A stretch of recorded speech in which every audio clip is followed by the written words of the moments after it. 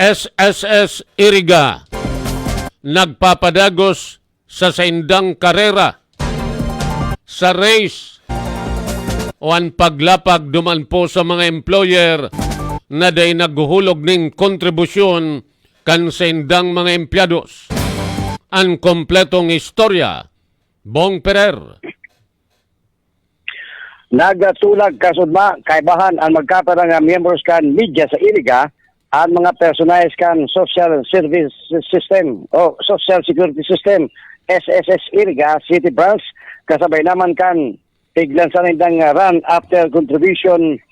o evider o race tig dumanan kan grupo ang magkaparang business establishment sa Banwan kan Bula Camarines Sur. Tig kahuli kan mga taga SSS ang mga employer o may sarili ka na sabi ng mga business establishment, mapadabit sa empleyado ninda na susuksalay at obligadong mairehistro maging miyembro kan SSS as in dalos na makulog o hulugan ang sa ilang monthly contribution.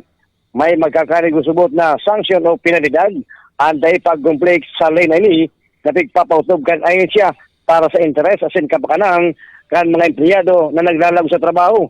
Magkapira sa pigdumanan na ini kan mga taga SSS kaibahan sila Attorney Ara Portugal, Maria Janeta Idwinka, Brass Head 1, Maria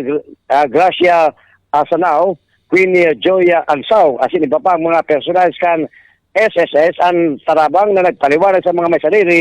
kan nasabi ng mga business establishment duman sa Banwan kan Bula, mapadabi sa ginigibong lakdang na ini kan ahensya. May magkakaniguman subot na benepisyo para sa mga empleyado ang tamang paghulog sa SSS contribution, siningkan maternity benefits o maternity benefits, sickness o hospitalization, pwede makapag-approve rin mga loan, asin urong sa gabos, and retirement age.